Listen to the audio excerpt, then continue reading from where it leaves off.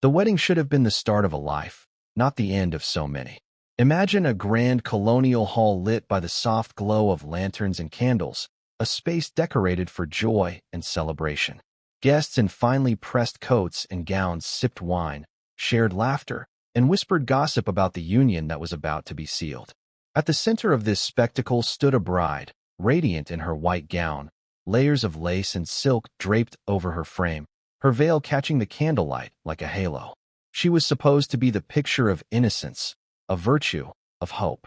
But before the night ended, that same gown would be soaked in blood, its purity transformed into a grotesque canvas of violence. The bride would be seen standing amidst the bodies of the groom and his guests, clutching an axe with steady hands, her face pale, yet eerily composed. In the quiet that followed the screams, she would not run or weep. She would dance. Slowly, methodically, as if nothing had shattered, she would sway in her blood-stained dress, the music of the celebration long gone, replaced only by the crackling of candles and the dripping of blood on wooden floors. For those who survived or who entered the hall afterward, the image was unforgettable. How could a young woman, mere hours into marriage, commit an act so barbaric, so calculated? The questions haunted everyone. Was she possessed by madness? Or did she carry hatred so deeply buried that it erupted in a single catastrophic moment? Neighbors whispered of curses, of omens ignored, of strange behaviors no one had dared to confront. Others insisted that she was a victim pushed too far, forced into a life she did not choose, snapping violently against her fate. The colonial settlement, bound tightly by religion and rigid moral codes, had no easy explanation for what they witnessed. In a world where women were taught to be silent and obedient, this eruption of blood and fury felt not only shocking but unnatural, almost demonic. The horror of that night is more than a single crime. It is a story that echoes the darkest corners of human nature. A bride's transformation from symbol of purity to figure of terror forces us to question the thin line between celebration and catastrophe, between sanity and madness. The laughter that once filled the hall would never return. The echoes of music seemed tainted forever by the memory of screams cut short, of footsteps running and stumbling, of final breaths choked out beneath the weight of an axe. And there, at the center of it all, she stood, a bride no longer bound by vows or love, but by something far more sinister. This was not merely a murder. It was a spectacle of horror, an eruption of violence that struck at the heart of what the community thought it knew about marriage, family, and faith. In her stillness after the storm, in the surreal calm of her bloody dance, she seemed almost otherworldly, as though she had stepped beyond humanity into myth. The story would not fade. It would spread from whispered rumors to fearful legends, carried on the lips of those who feared what might be lurking behind the smiles of any bride, behind the promises of any celebration. Even now, as we peer back through the fog of history, we cannot look away from the questions. What drove her to do it? How does love curdle into violence so complete? And was this massacre the eruption of madness in a single woman, or the reflection of a society so oppressive, so suffocating, that something within her finally broke beyond repair? The world into which the blood-stained bride was born was not one of freedom, but of iron rules dressed in lace. Colonial society appeared orderly, elegant, and pious from the outside, but underneath its polished surface was a system of suffocating control. A woman's life was rarely her own. It was planned, bargained, and arranged from the moment she reached a marriageable age. Daughters were considered currency in the politics of property and family honor. Marriages were often less about love and more about alliances, who gained land, who inherited wealth, who secured influence. In this rigid framework, the bride's fate was sealed long before she put on her gown. Her vows were never truly a choice. They were a performance demanded by tradition, religion, and the ever-watchful eye of a patriarchal world. Religion sat at the heart of the colony's laws and customs. Every ritual, every expectation, was coded in scripture and duty. Ministers preached about obedience, particularly for women, who were told their virtue was their only value. To disobey was to sin, and to sin was to risk damnation. In sermons, brides were described as sheep to be guided by their husbands, fragile vessels meant to carry both children and the burden of silence. The community reinforced these roles through constant surveillance. Neighbors reported one another, whispers of scandal spread like wildfire, and reputations could be destroyed overnight. Against this backdrop, it becomes easier to imagine how a woman trapped within such walls might feel her own mind twisting under the weight of control. Colonial life was also marked by violence, even if cloaked in civility. Floggings, public punishments, and executions were common reminders of authority. A disobedient servant might be whipped, a thief branded, a rebel hanged in the square as townsfolk looked on. For women, violence often arrived in more private forms, within households, marriages, and the secrecy of night. Husbands had near total power, their cruelty rarely questioned. To live as a bride was to live under surveillance and the threat of force. Beneath the lace, beneath the hymns, there was always the reminder that disobedience could be crushed swiftly and mercilessly. Within this environment, the image of the wedding takes on new meaning. What should have been the happiest day of a young woman's life was, in many cases, a public binding of chains. The vows she repeated before God and community were not promises of partnership, but confirmations of subjugation. The feasting and dancing masked the reality. The bride was being handed from the authority of her father to the authority of her husband. Each guest raising a glass in celebration was also complicit in the passing of ownership, the transfer of one man's control to another's. The music, the laughter, the flowers, these were decorations on a prison door. It was in this world that our bride grew up, absorbing its lessons and its threats, its hymns and its silence. She would have been told since childhood that her worth depended on obedience, that her purity was the only gift she could offer, and that her role in life was not to live freely but to serve quietly. Yet repression does not erase human desire, nor does it extinguish pain. What happens when such desires collide with chains too heavy to bear? What happens when silence becomes unbearable? Within the colonial world of control and repression, rebellion was unthinkable. And yet, history teaches us that the unthinkable sometimes forces itself into reality with terrifying force. When we place her crime within this setting, it ceases to look like a random act of madness.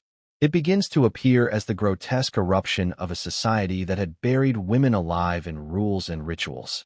The colonial community saw her only as a monster, a symbol of evil in human form. But perhaps, hidden beneath the blood and horror, her actions reflected something deeper. The rage of the silenced, the scream of the voiceless, the defiance of a woman who refused to remain a prisoner any longer. She had not always been a bride, nor a murderer.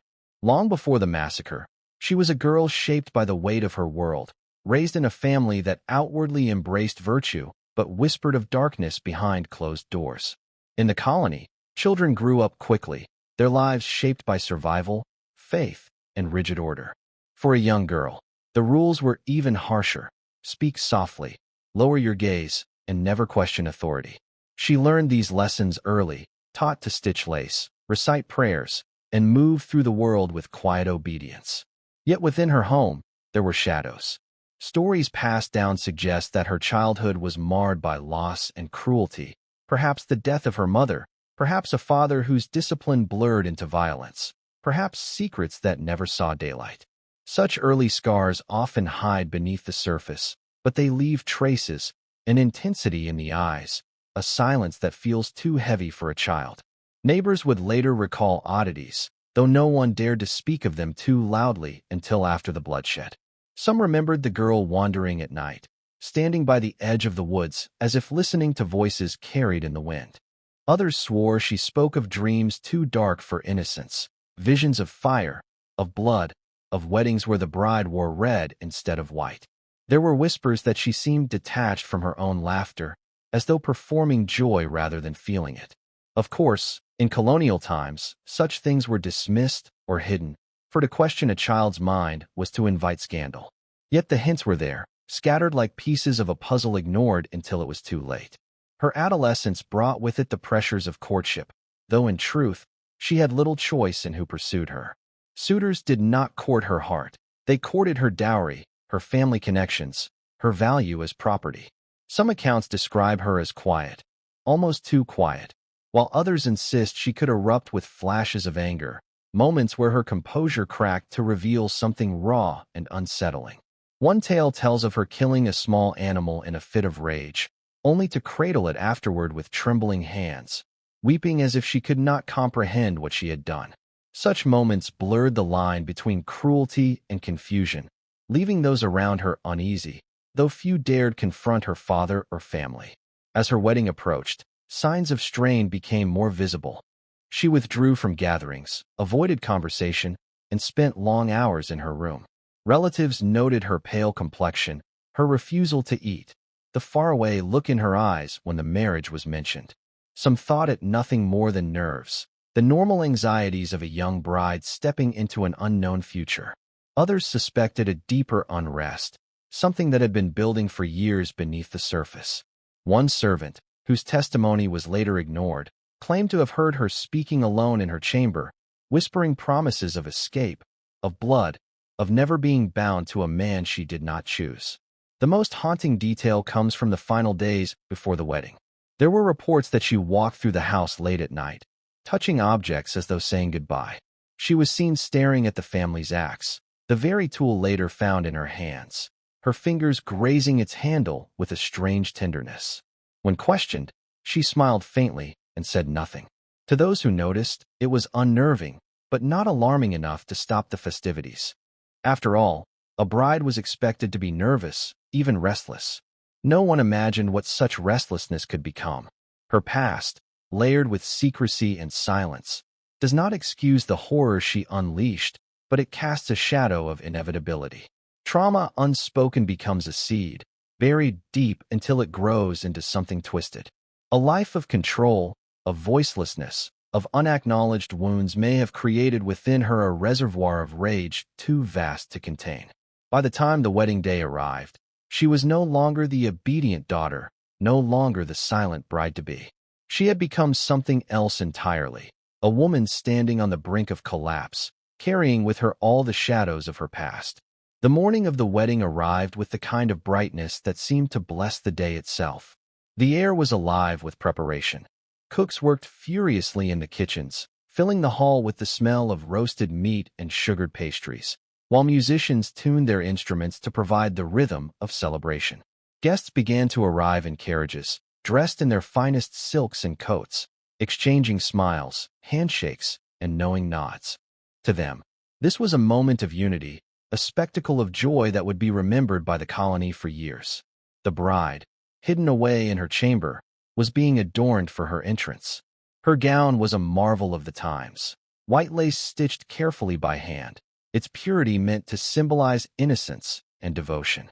On her head, a veil shimmered in the light, casting her face in a shadow that concealed more than just her features.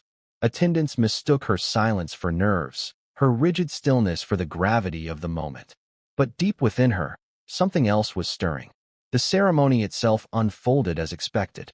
The groom, proud and confident, waited at the altar. The minister spoke of union, of duty, of the sanctity of marriage. The vows were recited, the words familiar to every ear in the hall, promises of obedience, of service, of permanence. To the witnesses, it was a perfect picture of matrimony. Though some whispered afterward that the bride's voice was hollow, her responses flat, as if she were repeating words carved into her rather than spoken from her own will. When the rings were exchanged and the blessing given, applause filled the room. Glasses clinked, music swelled, and the feast began. Tables overflowed with food and drink, laughter rose above the violins, and the hall vibrated with merriment. Guests danced in pairs, swirling across the floor as candles flickered against the polished wood. The groom laughed heartily, embracing friends and raising his cup in triumph. Yet amid the joy, some noticed the bride's detachment. She moved stiffly, her gaze distant, her smile faint and unconvincing. She excused herself often, slipping away from conversations, her absence explained as modesty or shyness. No one asked why her hands shook, or why her eyes seemed to search the room not with joy, but with a predator's focus. As the night deepened, the atmosphere reached its peak of celebration. Wine loosened tongues, music quickened its pace, and the room swelled with a collective sense of cheer. Then, In the space of a single breath, everything changed. The bride vanished briefly, unnoticed in the chaos, only to return carrying something heavy in her hands. At first, a few thought it strange, even comical, the sight of a bride holding an axe, a tool of woodcutters, not dancers. But their laughter froze in their throats when the first blow landed. The groom, who had risen to embrace her, collapsed with a scream that tore through the hall. His blood spilled across his wedding clothes, staining them in grotesque contrast to the white gown beside him. Panic erupted. Guests screamed, chairs overturned, plates shattered on the floor. Some tried to flee, while others froze in disbelief. The bride did not pause. With terrifying precision, she raised the axe again and again, the sound of steel meeting flesh and bone cutting through the music that had not yet ceased. A man attempted to restrain her, only to fall in a spray of blood. Another ran toward the door, but she moved with an unnatural swiftness, intercepting him before he reached safety. The air grew heavy with the metallic scent of blood, the floor slick beneath frantic feet. Each strike seemed fueled by years of rage, each victim another release of something long suppressed. Witnesses would later speak of her face, not twisted in rage, not screaming, but calm.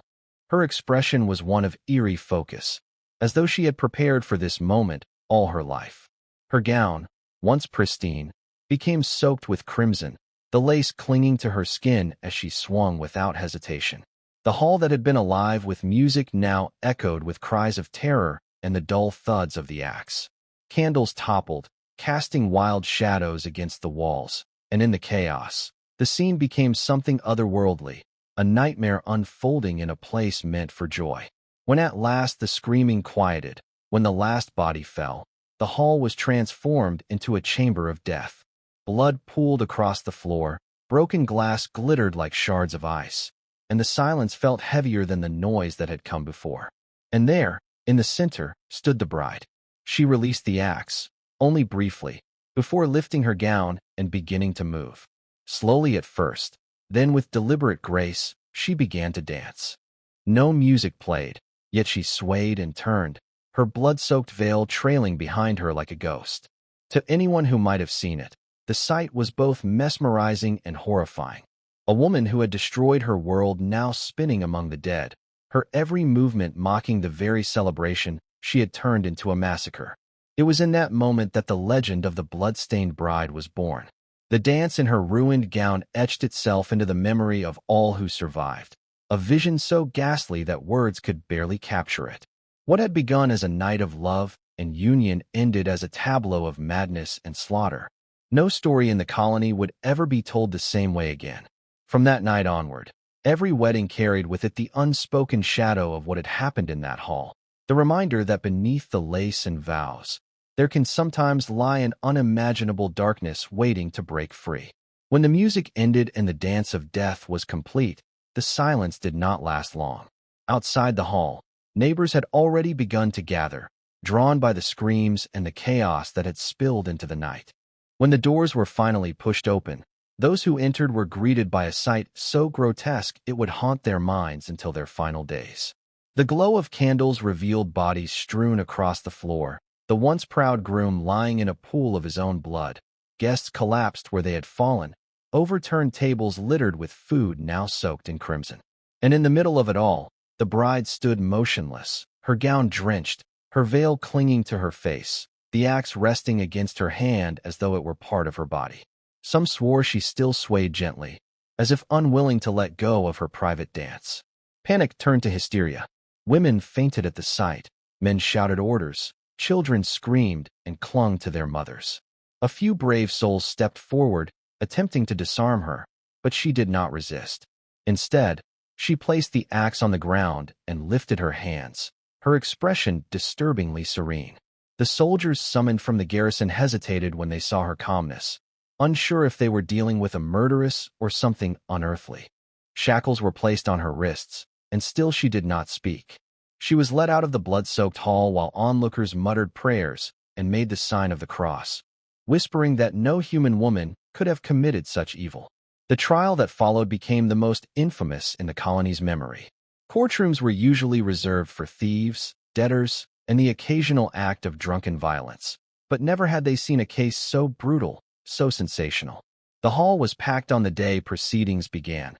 Spectators crowded shoulder to shoulder, eager to glimpse the woman who had slaughtered her own wedding party. Ministers attended, declaring it their duty to see justice done, while merchants, farmers, and townsfolk sat in uneasy silence. The bride, now prisoner, was brought forth in chains, her white gown replaced with coarse cloth. Yet even stripped of her finery, she carried an unsettling presence. Some witnesses claimed her eyes never left the floor. Others swore she stared directly into the crowd, unblinking, as though daring anyone to speak against her. The accusations were read aloud in a voice that trembled despite its authority. Multiple counts of murder, the desecration of a holy union, the shedding of innocent blood. Witnesses were called. Those who had survived the carnage spoke haltingly of what they had seen. A bridesmaid recounted the moment the groom fell, her words breaking into sobs as she remembered his final cry. A musician described dropping his violin and fleeing as the axe cleaved through flesh beside him. Each testimony painted a picture of horror, but also of deliberation. She had not struck wildly, they insisted, but with purpose, her calmness more terrifying than any scream. The defense, such as it was, did not argue her innocence. Instead, her counsel pleaded for mercy on grounds of madness. He argued that no rational mind could commit such acts, that the bride must have been afflicted with a sickness of the spirit or a possession of the mind. Ministers seized on this, some insisting she was possessed by the devil, others claiming she was a moral warning from God. But there were also quieter voices in the room, whispering that she had been a victim of repression, a woman forced into vows she did not choose, who erupted violently against a fate she could not escape. Such suggestions were dangerous in a world that feared disorder, and they were quickly silenced. Throughout it all, the bride herself remained disturbingly quiet. She rarely spoke, except when asked directly by the magistrate. When questioned why she had done it, she replied with words that sent a chill through the room. "I was already dead before I ever wore the gown." Some gasped, others prayed aloud, convinced they had heard the language of madness or the whisper of the devil. Her lack of remorse sealed her fate in the eyes of many. The verdict was inevitable. The jury declared her guilty of murder, her actions condemned as an abomination. Yet the sentence carried with it hesitation. Execution by hanging was the standard punishment, but some feared that killing her would not end the evil, that her spirit might return, that she might curse the colony from beyond the grave. Ministers debated whether she should instead be confined, studied, or exorcised. Ultimately, the authorities sought to make an example of her, to ensure the colony never forgot what happened when order was broken. On the day of her sentencing, crowds once again filled the square. She was brought forth in chains, her face pale, but her expression unchanged. Some cursed her name, spitting as she passed, while others watched in silence, struck by an uneasy pity. As the sentence was read, she did not plead, did not beg for forgiveness. Instead, she lifted her head and smiled faintly, a gesture that unsettled even the hangman. For many, that smile confirmed their darkest fears, that she was not mad, nor possessed, but something far worse, a woman who had chosen to embrace the role of murderess fully, with neither shame nor regret. Thus, the community's attempt to make sense of the crime only deepened its mystery. Was she a victim of madness, a soul broken by trauma and repression? Or was she a calculating killer who used her wedding day as the stage for her rebellion against the life she never wanted? The trial did not bring clarity, it brought legend. Her silence, her smile, her refusal to explain left a wound in the colony's memory that would never heal. The law had spoken, but the questions lingered, whispered in every household long after the gavel struck its final blow. Long after the trial ended and the sentence was carried out, the figure of the blood-stained bride refused to vanish from the colony's memory. Death, whether by the hangman's rope or confinement that drained her into silence, did not silence the whispers. If anything, her absence made her presence more enduring. People began to tell her story not just as history, but as warning, each retelling adding shadows to an already dark tale. Children were hushed with her name. Behave, or the bride will come for you in the night. Lovers, too, found their happiness shadowed by her memory, some brides clutching their bouquets with trembling hands as they remembered the one who had carried an axe instead of flowers. Weddings that should have been filled with cheer carried an undercurrent of unease, the unspoken fear that joy could curdle into horror in a single heartbeat. Folklore spread quickly in a world where superstition lived side by side with scripture. Some swore her ghost returned to the very hall where the massacre occurred, drifting silently among the ruins in her tattered gown, her veil trailing across blood-stained floors only she could see.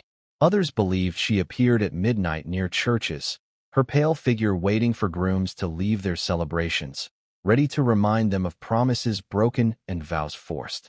There were tales of farmers encountering her on lonely roads, her dress glowing white in the moonlight before vanishing into mist.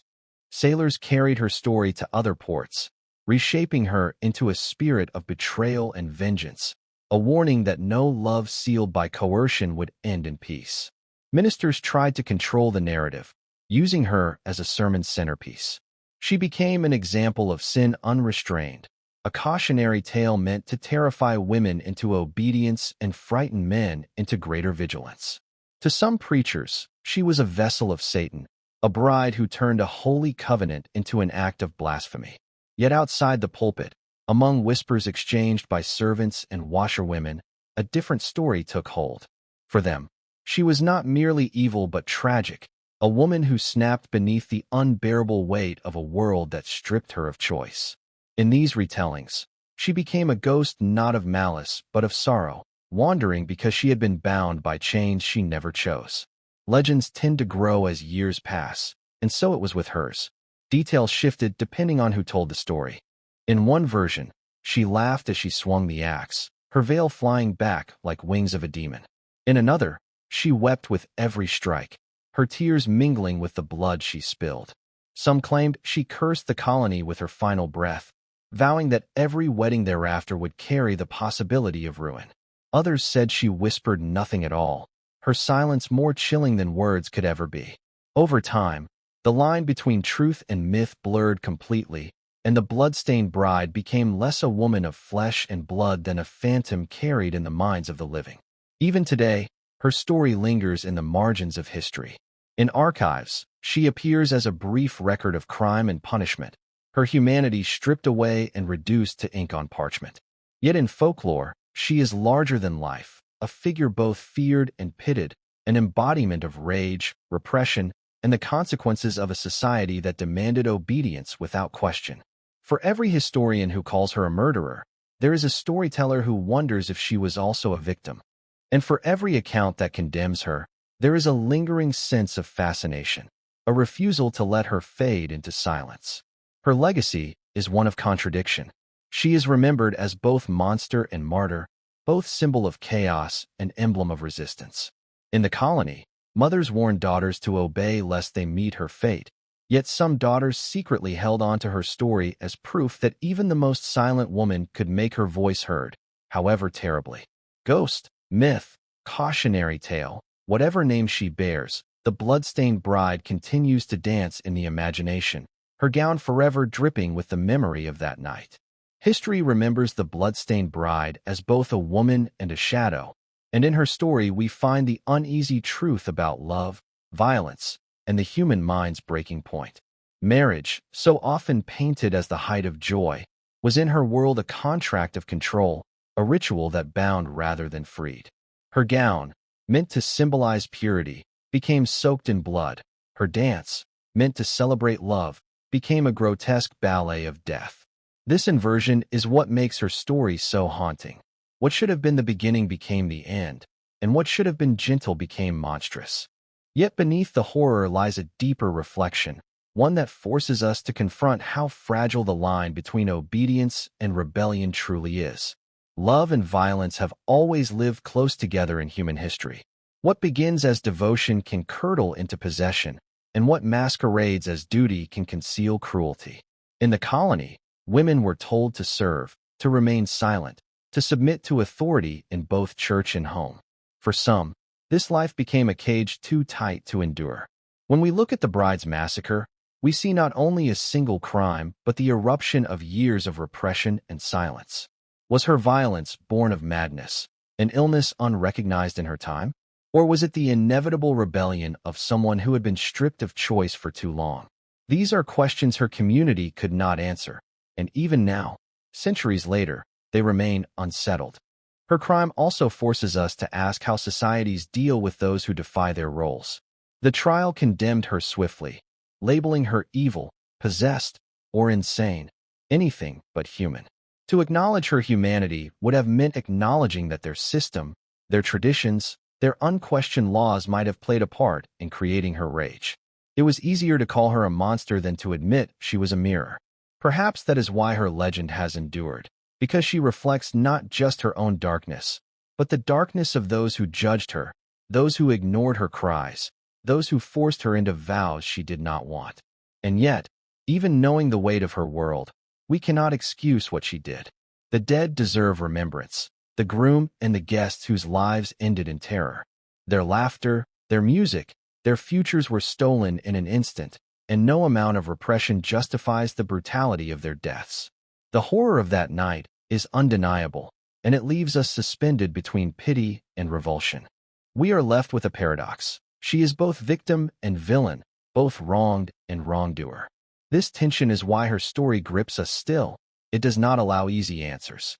As centuries pass, the bloodstained bride continues to haunt the imagination, a reminder that beneath celebration, silence, and ritual, the human heart can harbor storms no one sees coming.